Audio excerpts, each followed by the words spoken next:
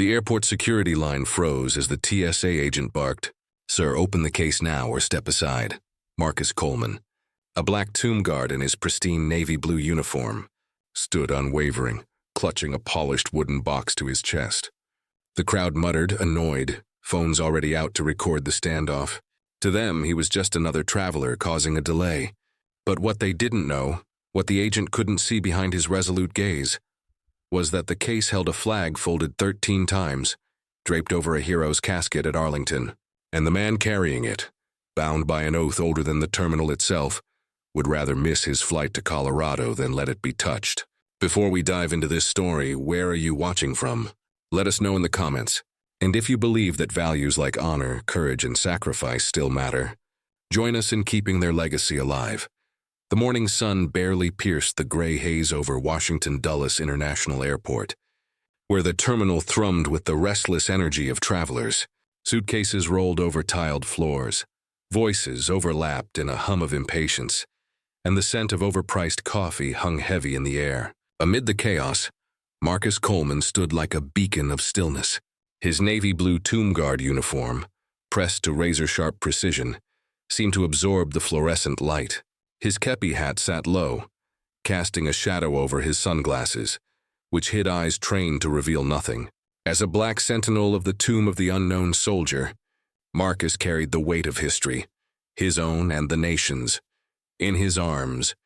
He cradled a polished wooden flag case, its surface gleaming with quiet dignity. The case held a folded American flag, draped over a hero's casket at Arlington National Cemetery just days before. Marcus had volunteered to deliver it to the soldier's family in Colorado, a mission as sacred as his oath. The security line snaked forward, a sluggish river of hurried travelers. Marcus stepped to the checkpoint where TSA agent Aisha Thompson stood, her face etched with the weariness of a 12-hour shift.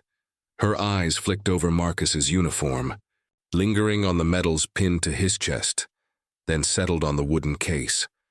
"Sir, please place all items on the conveyor belt for screening," she said.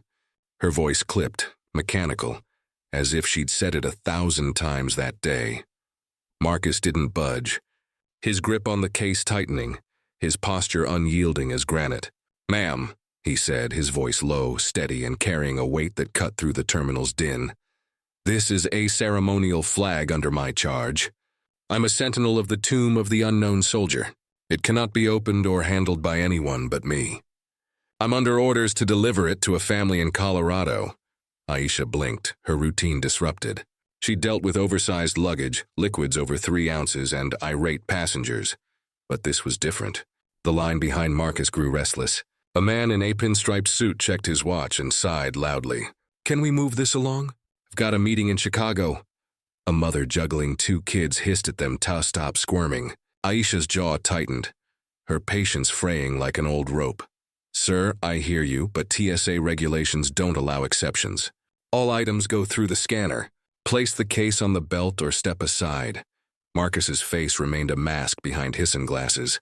His silence wasn't defiance, it was reverence, a wall built of duty. "Ma'am," he said again, each word deliberate, "this flag draped the casket of a soldier who gave his life for this country. It's my duty to protect it. I swore an oath to the tomb, to the fallen, and to their families. It doesn't leave my hands." The word oath landed like a thunderclap in the sterile air. The man in the suit fell silent.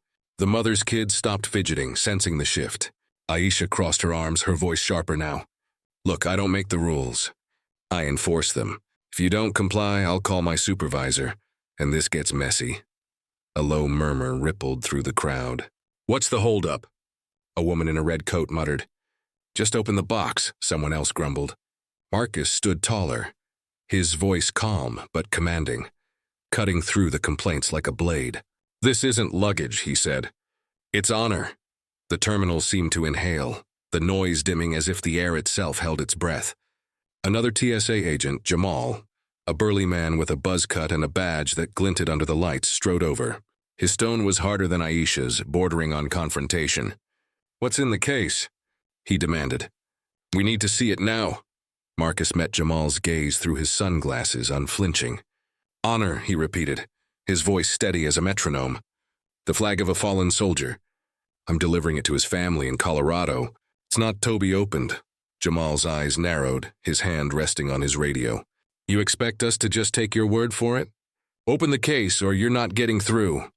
Before Marcus could respond, an older man in a faded navy cap stepped forward from the line. His hands trembled, not from age but from memory, and his eyes glistened with unshed tears. He's telling the truth, he said, his voice rough but resolute. I'm Walter Green. I served in Vietnam 68 to 70. That uniform, he's a tomb guard. I haven't seen one since my boy's funeral in 91.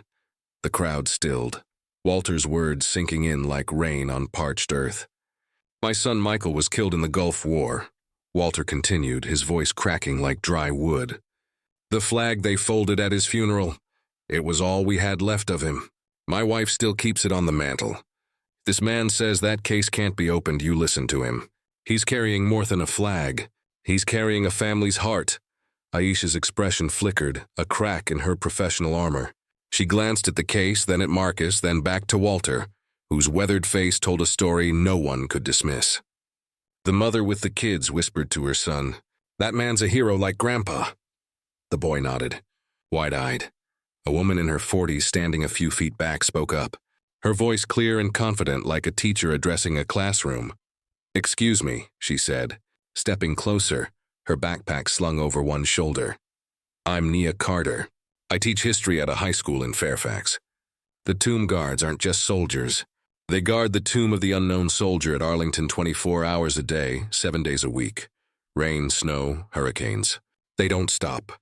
That flag he's carrying, it's not just fabric. It's a symbol of a life given for this country." The crowd stirred, some nodding, others whispering to each other. A college student in a hoodie lowered her phone, her cheeks flushing as she realized this wasn't a moment to record. Nia pressed on, her voice steady but passionate. "These guards take an oath. They don't drink, don't swear, don't do anything to dishonor their duty, even off the clock. If he says the flag can't be touched, he means it. It's not about rules. It's about respect." Aisha's shoulders slumped slightly, the weight of the moment settling over her. She pressed her radio, her voice quieter now. "Supervisor to checkpoint 3. We've got a situation." As they waited, Marcus stood motionless, the case pressed to his chest like a sacred relic. His mind drifted to Arlington, to the moments before he'd left. The memory was vivid, the slow, deliberate folds of the flag. 13 precise creases, each one a tribute to the soldier whose name he didn't know, but whose sacrifice he carried. The casket had gleamed under the Virginia sun, the bugle's mournful notes echoing across the cemetery. Taps had played, and Marcus had stood at attention, his heart heavy with the weight of an unspoken promise. The soldier was young, barely 20, killed in a conflict half a world away. His family couldn't make the journey to Arlington, so Marcus had stepped forward, volunteering to carry the flag to Colorado to ensure the soldier's memory reached home. The supervisor, Karen, a woman with gray streaks in her hair and a no-nonsense demeanor, arrived. She listened as Aisha explained, her eyes narrowing as she studied Marcus. "You're saying you can't let us scan it?" she asked, her tone skeptical but not hostile. Marcus nodded, his voice calm. "It's under my charge, ma'am. I'm delivering it to the soldier's family in Colorado. They couldn't be at Arlington for the burial. I volunteered to bring it to them." Karen's brow furrowed. She'd seen a lot in her 10 years as a TSA supervisor, but this was new. "Can you verify your identity?" she asked. Marcus carefully shifted the case to one arm, reaching into his pocket with the other. He handed over his military ID and a letter from Arlington National Cemetery, its letterhead crisp and official, detailing his mission.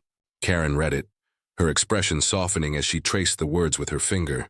She handed the documents back. "All right," she said. "We'll need to run a background check, but if it clears, the case stays with you."